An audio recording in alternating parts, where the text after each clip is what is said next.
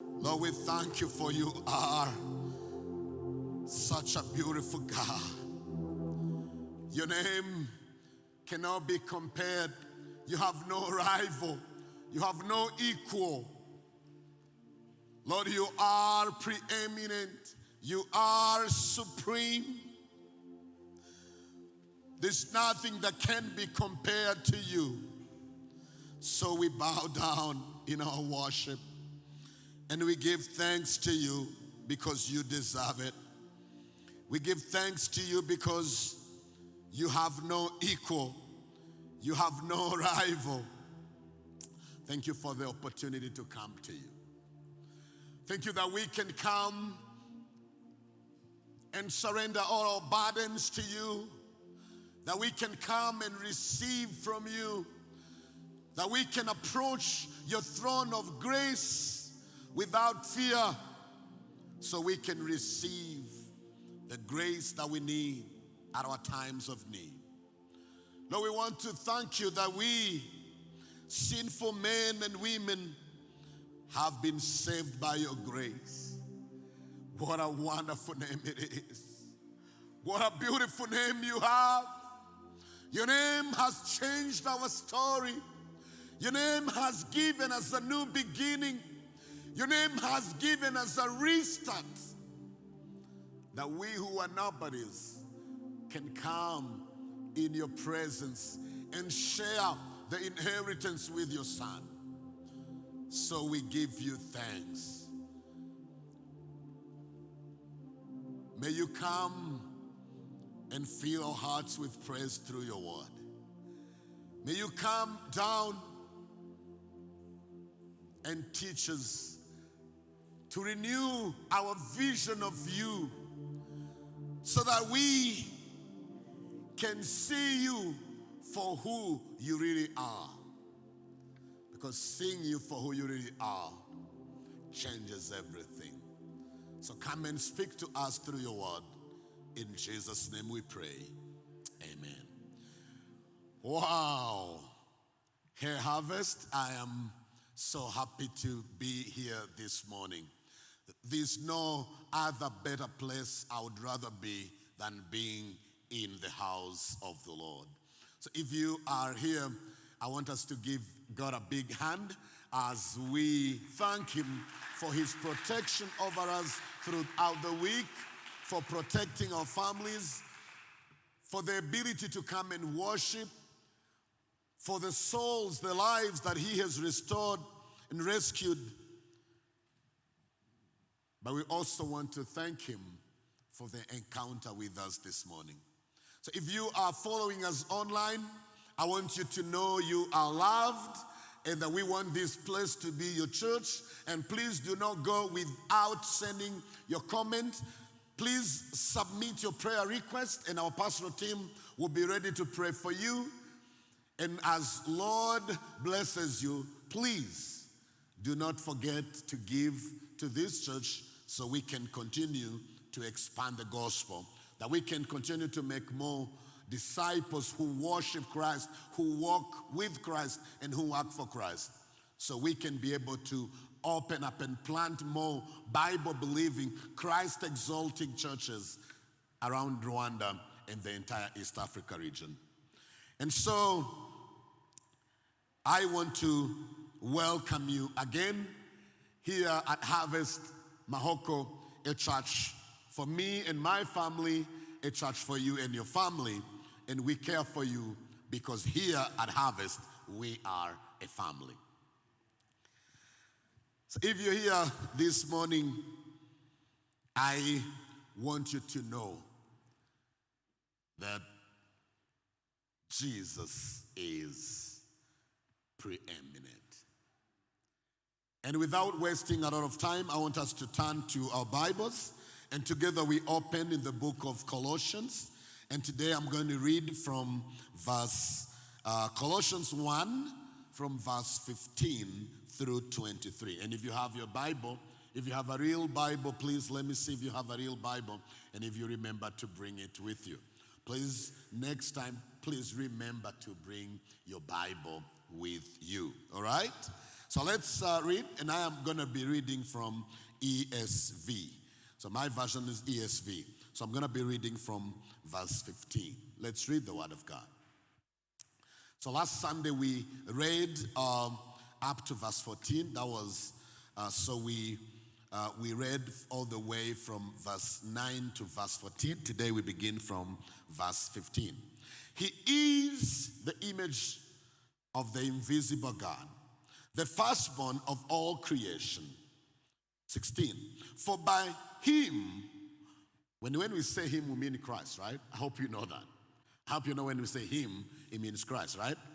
And by him, all things were created, in heaven and on earth, visible and invisible, whether thrones or dominions or rulers or authorities. All things were created through him and for him. That's a good verse, right? Verse 17. And he is before all things, and in him all things hold together. And he is the head of the body, the church. He is the beginning, the firstborn from the dead, that in everything he might be preeminent. For in him all the fullness of God was pleased to dwell, and through him to reconcile to himself all things, whether on earth or in heaven, making peace by the blood of his cross. Verse 21. And you, that means me and you. That means you and I, right? And you, me also included. And you who once were alienated, that means separated, who are alienated and hostile in mind, doing evil deeds, he has now reconciled in his body of flesh by his death, in order to present you holy and blameless and above reproach before him. If indeed you continue in the faith, I want to read that again. If indeed you continue in the faith, stable and steadfast, not shifting from the hope of the gospel that you had, which has been proclaimed in all creation under heaven, and of which I, Paul, became a minister. Let us pray. Our Heavenly Father, we come before you once again with thanksgiving in our hearts. We come empty and with expectant hearts. Come meet us in your word this morning. We who are gathered here this morning in this sanctuary, and those gathered and following us online, and also those who will follow us later, we pray that your word will bring clarity to us. Open the eyes of our hearts, Lord, so we can see you highly lifted up higher than all our problems, higher than any mountain, higher than our dreams, desires, and our aspiration. Help us to see you highly lifted up higher above all rulers of this world and all principalities in heavenly places. May you take full control as we study your word this morning. In Jesus' name we pray, amen, amen. Can you turn to your neighbor and tell them you're loved? Can you tell your neighbor Jesus is preeminent? Or ask him if he knows what preeminent means. Ask him, what did he say?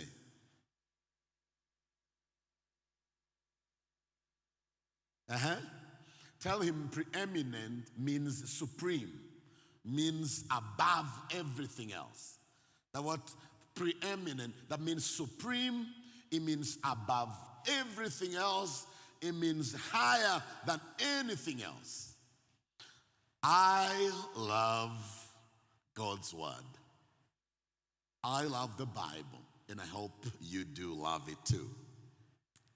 Because the Bible is the light to our path. And the Bible, the scriptures, is all we need for us to be sanctified. And remember, God's will and desire for us is our sanctification. And this letter of Colossians that we are going through is one of my favorite Pauline letters. And this, as you know, if you're visiting us for the first time, this is our third week in our new series through the book of Colossians. Please walk with me as we dig deep in God's word for the treasure we need, and God has prepared it for our good and for our soul's nourishment this morning. In the first few verses of chapter 1 that we have already read, Paul, who wrote about the gospel bearing fruit, and he also wrote about growing and the church bearing fruit and growing. So when last Sunday alone, our church, Harvest Mahoko, this church, received and warmly welcomed over 30 new baptized people, and also some joining our church through membership. We want to see this church bearing fruit and growing this year, not merely in numbers of people, but also in faithful disciples who are making more faithful disciples of Jesus Christ. A faithful disciple of Jesus Christ, you guys know, that is a disciple who worships Christ, who walks with Christ, and who work for Christ. Paul's letter to Colossians is one of the most meticulously Christ-centered books in the Bible. So as we study this letter together, I'm going to take every opportunity to point out the preeminence, the supremacy of Jesus Christ. The importance of the gospel and the Great Commission, which is simply the job we as God's people have been assigned as our duty to share the good news of Jesus Christ. All of these should be easy to see in the sermon text today, because the passage speaks much on Christ being highly exalted. I love the song we were singing this morning, how wonderful it is, the name of Jesus Christ. How beautiful it is. And we sang, we said, you have no rival, you have no equal.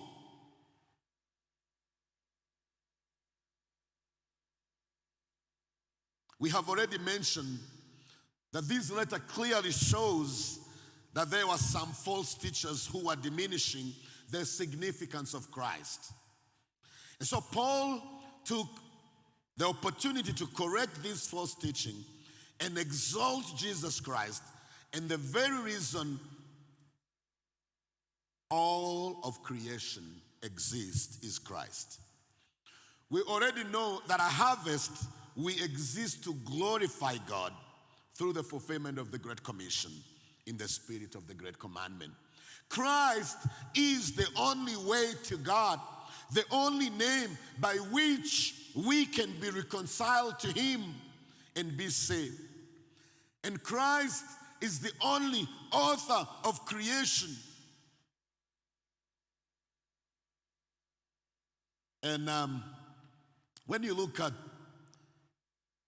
verse 13 and 14, the Bible spoke of God snatching us from the power of darkness, of sin, and transferring us to the kingdom of His beloved Son, Jesus Christ. Through Jesus, we have been rescued from sin and adopted into God's family. And so Paul begins the next section of the letter about the supremacy of Jesus Christ. In fact, many Bible scholars consider verse 13 through 20 as an early Christian hymn that spoke of Christ and creation. Christ and the new creation, and Christ and our reconciliation. So in these verses, Paul praised the supremacy of Christ in relation to both creation and redemption. So for the good news of Jesus had reached that town of Colossae through the ministry of a man called Epaphras. And a church had started. But that church had a lot of good things happening, like he is commending them for the good things, but it also had a problem. They had a high view of Jesus, but they were tempted to start to hold on to things that had nothing to do with Jesus. In other words, their view of Jesus started to become obscured by other things. They wanted to add some Jewish legalism, ritualism, and mysticism to their faith in Jesus. Jesus Christ cannot be mixed by other things. Today, I want all of us to go home being reminded of the supremacy, the preeminence of Christ. So we can know him better, we can hear him better, we can recognize his voice to see him as he really is, so we can be amazed by how supreme he is. To know and tell he is preeminent above all kingdoms, above all wisdom and all treasures of this world. So from now on forward, we recommit to a high view of Jesus in every aspect of our lives. He is everything to us, guys. Jesus is everything. If you removed Jesus, there will be nothing remaining, because the scriptures, as we are going to see, he is the one who holds the creation together. Jesus Christ is supreme. He is preeminent in everything. I want to urge you who are here, and for you following us online, that nothing, no circumstance, no phase of life, no flooding, no rain, no destruction of property, no physical pain, no sickness, no success or lack of it, no business deal, nothing should cause us to miss to see the beauty of something far much greater, far more glorious than we can imagine.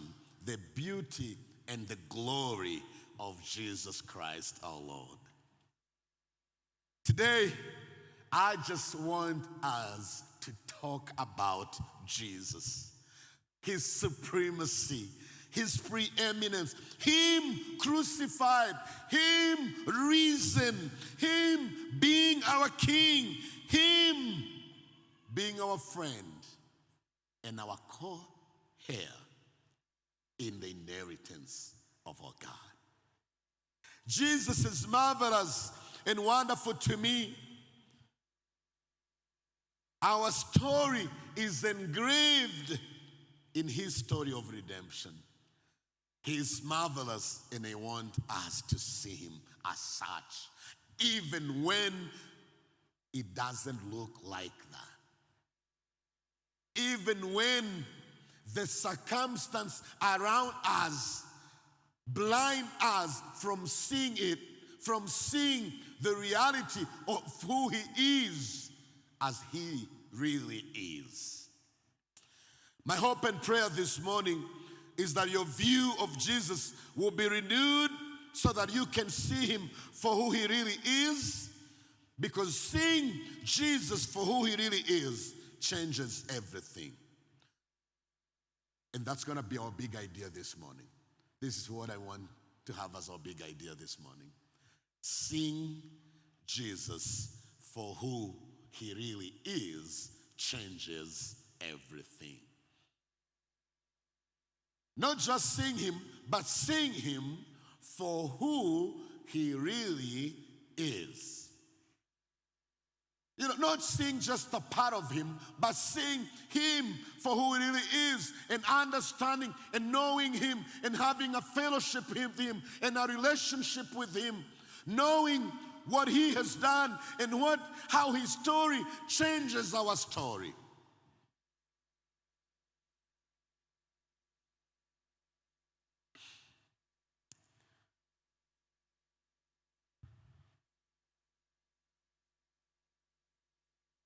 Do not forget how glorious Jesus is. Even now, even during the valleys of this life, he's still marvelous.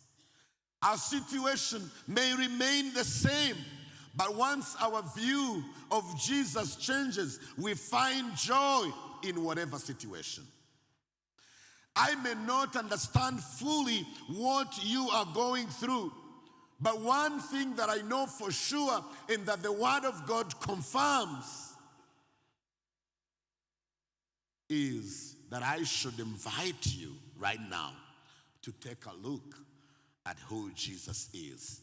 Because seeing him as he really is might be what you and I need for the situation and the phase of life we are in. Many of our biggest problems are solved by seeing who Jesus really is. Sometimes what we really need is to see the glory of Jesus.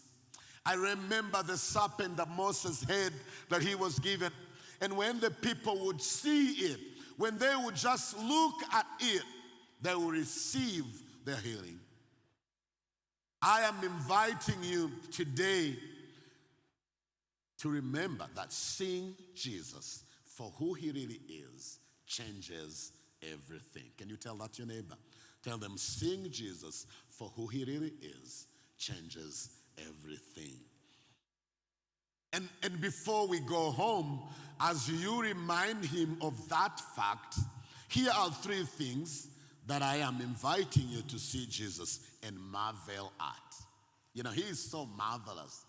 You know, that's why we were singing, and I actually want us to end this service by re-singing the song, what a beautiful name he is. Nothing can compare to him. If you remove him in our story, you've removed everything. He's not just one chapter of our book of life. He is the sole foundation and sustainer of the entire story. The whole Bible, the scriptures, is all about his life and his ministry. From Genesis to Revelation, it's all about the story of a man called Jesus and him coming to redeem us and to reconcile us back to our Father. So here are three things that I'm inviting you to see Jesus and marvel at from today moving forward. Number one, here is a fact. Number one, Jesus is preeminent. Marvel at his supremacy. Jesus is preeminent. Marvel at his supremacy. Verse 15 says, he is the image of the invisible God, the firstborn of all creation. He is the image of the invisible God. Jesus is no mere man. He is the image of the invisible God. This means that if you want to know what God is like, you need to look at Jesus.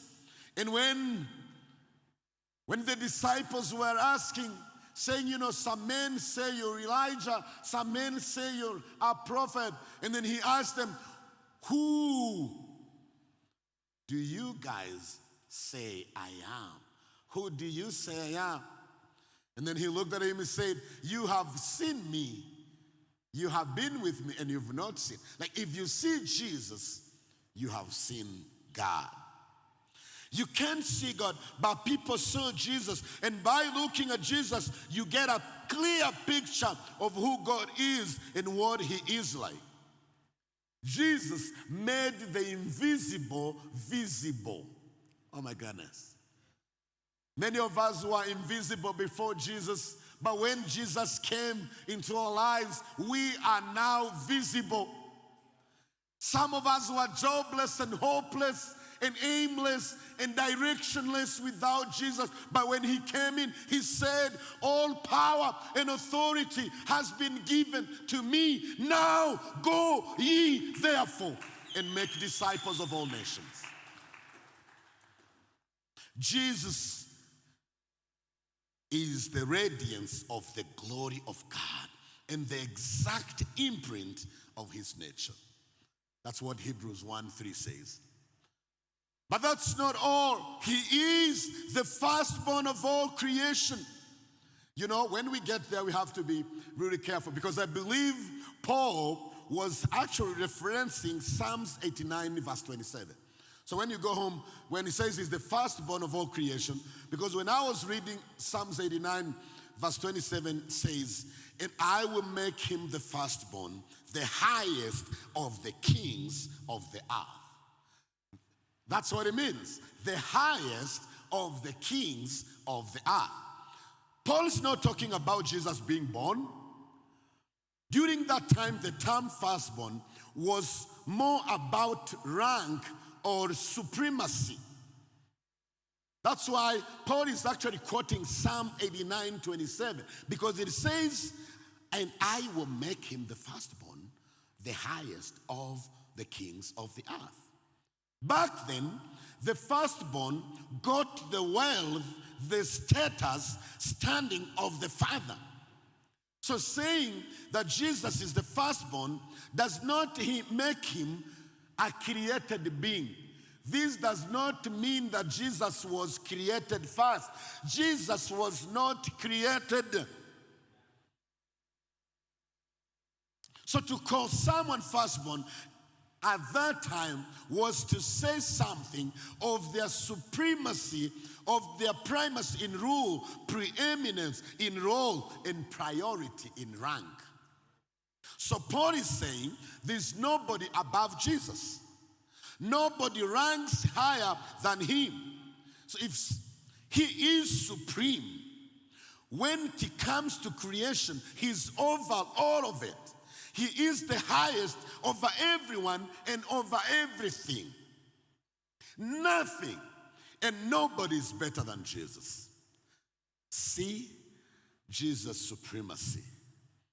So when somebody comes and tells you that he is the firstborn and tries to make you think like he's talking about Jesus being born, you can quote for them Psalms 89:27, and you can remind him that this is not about being born. It's about the supremacy of Christ. It's about the rank.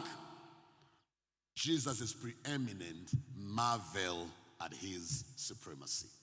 That's number one. Number two that I want you to consider today is that through him, and when I mean him, I mean who? Who is him?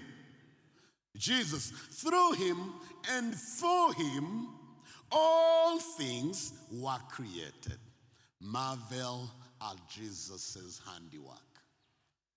And where did I get this from? So to underline the point that Jesus is over all creation, Paul teaches us that Jesus created all of it. So he wasn't created first and then created everything. He created everything, and he was there from the beginning. He was not created. Not only that, but all of it exists for him. Verse 16 says, look in your Bible, let's check. Verse 16 says, for by him all things were created in heaven and on earth, visible and invisible, whether thrones or dominions or rulers or authorities. All things were created through him and for him. This is absolutely amazing. It's a very important verse. I wonder those who come to your homes teaching that Jesus was created, please write this verse, and next time they knock, you have it ready. It is Colossians chapter 1, verse 16. When they come, it says, for him, all things were created in heaven and on earth, visible and invisible, whether thrones or dominions or rulers or authorities. All things were created through him and for him.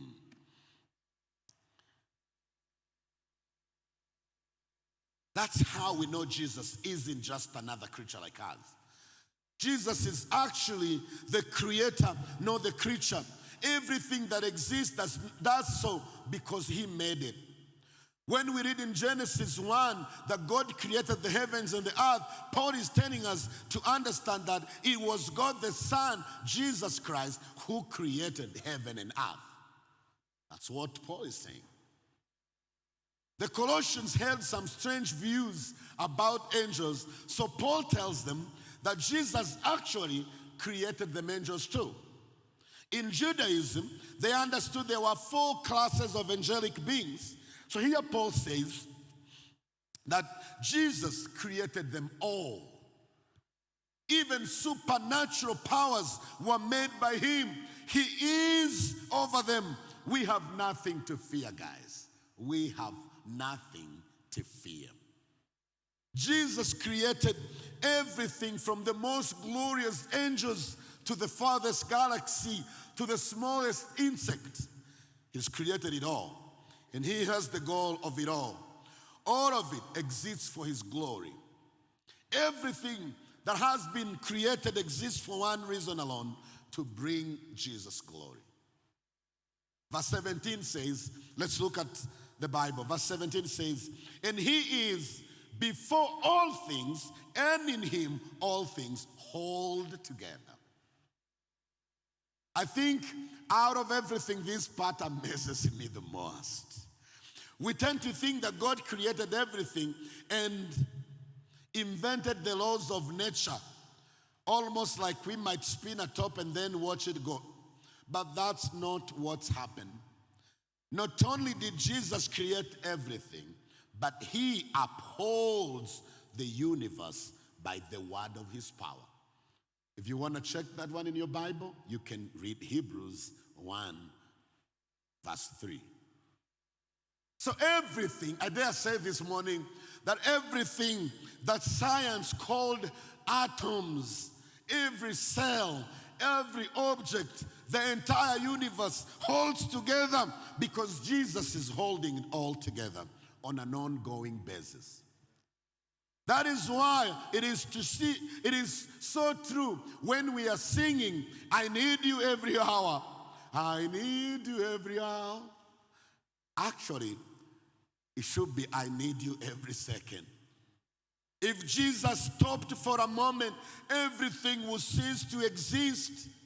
Right now, we are existing only because Jesus is holding us together. Tell your neighbor, you are alive because Jesus is holding you together. Our families are surviving because Jesus is holding us together. Our church is there because Jesus is holding us together. Jesus is preeminent. Let us marvel at his supremacy. Through him and for him, all things were created. Let us marvel at Jesus' handiwork. Jesus is supreme. Jesus, the creator and sustainer of the universe. And finally, my last point this morning is, Jesus is the head of the church. Marvel at his salvation. Jesus is the head of his church. Let me just read straight in the text. Let's see where I got this from the text. Verse 18 through verse 20. What I say? And he is the head of the body, the church. He is the beginning, the firstborn from the dead, that in everything he might be preeminent. For in him all the fullness of God was pleased to dwell, and through him to reconcile to himself all things, whether on earth or in heaven, making peace by the blood of his cross. Not only is Jesus supreme, not only is he the creator and sustainer, but he is also the head of the church. Guys, Jesus is the head of our church. Our church is not just moving aimlessly because Jesus holds us together. And that's why we can walk with confidence, knowing that nothing, absolutely nothing, can separate us from the love of Jesus Christ, because we are his people. We are the church. When he became human, Jesus did so not by laying aside his nature as God. Every part of his divine nature was present in his humanity. He was 100% man and 100% God at the same time. As a human, he was still fully God. And then he dealt with our sin problem by dying for our sins. He then busted out of the grave to defeat death. He solved our two biggest problems, sin and death, so that anyone who trusts in him no longer has to be afraid. And not only this, but he is reconciling everything to himself. He is fixing the entire universe. Everyone and everything will ultimately be submitted to Jesus, either by bowing their knees before him voluntarily, or by brought into submission to him involuntarily. Guys, we either bow before him because we see his greatness and trust him, or we will one day bow before him because he's disarmed and defeated us. The scripture says that every knee shall bow and every tongue shall confess that Jesus Christ is the Lord. Take a look at Jesus. He is glorious. He is over everything. He created and sustains everything. He is fixing everything.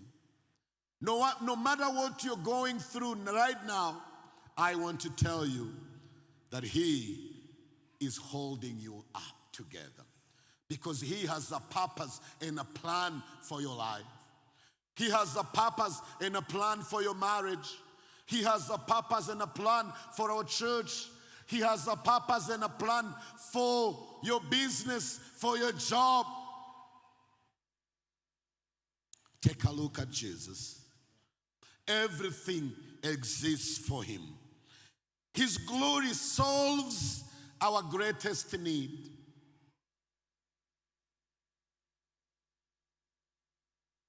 And that's why you are singing and asking him that he shine his face upon us, so that the whole world will know that he is our God. When his face shines upon us, it doesn't matter the situation we're going through. His glory is all we need. His glory is sufficient. Our greatest need is to see Jesus in all of his glory. Now, what do we do with this? How should we respond to all of this? That's why I want to end with verse 21 through 23. That's why I wanted to end there. Otherwise, I would have stopped at verse 20. But I wanted us then, what do we do with this? That Jesus is preeminent, that we have to marvel at him. That Jesus, everything is created for him and he holds it up together. We marvel at his power. Jesus is the head of the church. We marvel at his salvation. Then what? Verse 21, what does it say? Let's read together. And you, hello, and that you is you and me, right? That includes you too, right? And you who once were alienated and hostile in mind, doing evil deeds, he has now reconciled in his body of flesh by his death, in order to present you holy and blameless and above reproach before him. If indeed you continue in the faith, stable and steadfast, not shifting from the hope of the gospel that you had, which has been proclaimed in all creation under heaven, and of which I, Paul, became a minister. Did you get that? Did you get it? Did you get it? Did you get it? First, make sure that this is true of you. That you have switched from being alienated and hostile, doing evil deeds, to being reconciled to God. When you see Jesus in all of his glory, it only makes sense to trust him, to give your life to him. Do that today. He invites you. He will welcome you. But there's more. If you have already welcomed you in your life, continue in the faith. Be stable and steadfast. Don't deviate from the gospel. Don't get sidetracked by anything else. You don't need anything other than Jesus. Because there is no one and nothing that is better than Jesus. What a beautiful name it is. That's what we are going to end our service by singing. I'm inviting the worship team to come forward. But today, as our church looks forward to celebrating our 7th anniversary on July the 2nd this year, and as we move on making more disciples and planting vertical churches in Rwanda and East Africa region, our greatest need remains, just as it was on day one, right at Komikokaho, at that place. Our need then, and still is our need today, is to see Jesus as he really is. So we can lead lives that glorifies him, as his disciples who worship him, who walk with him, and who work for him. May we never get used to him. May we never settle for anything less. He is all we need. Jesus is all we need. Seeing Jesus for who he really is changes everything. Let us stand and pray as we worship. Let us worship. And I want us to say, I want us to sing. What a beautiful name it is. Nothing compares. What a wonderful name it is, the name of Jesus. He has no rival. He has no equal. What a beautiful name it is. What a beautiful name it is. Nothing compares to this. What a beautiful name it is. The name of Jesus. What a beautiful name it is. What a beautiful name it is. The name of Jesus Christ my King. What a beautiful name it is. Nothing compares.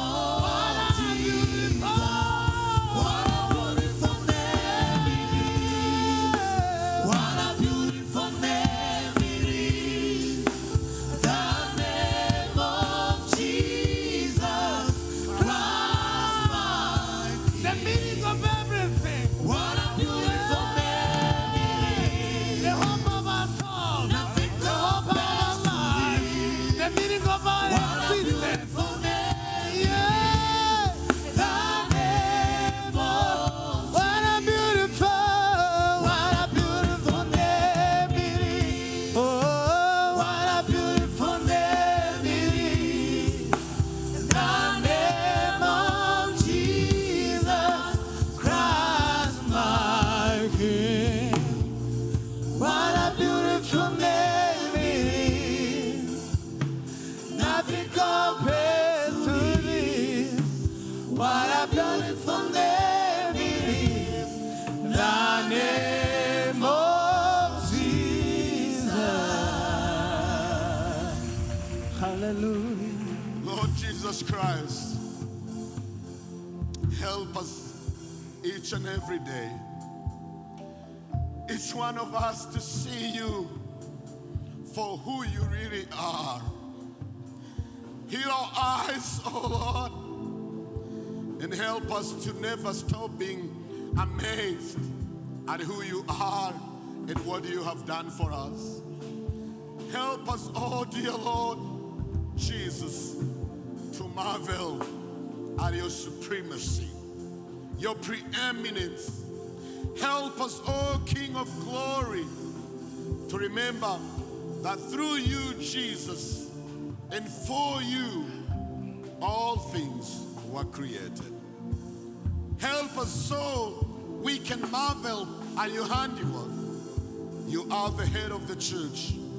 Let this truth take away any type of fear we might have this week, any type of anxiety, unbelief, so we can marvel at the salvation we receive freely by grace through faith in you. Help us lead lives that worship and glorify you and you alone. And may the grace of the Lord Jesus Christ and the love of God and the fellowship of the Holy Spirit be with you all from now and forevermore. Amen. Have a wonderful week, church. You're loved.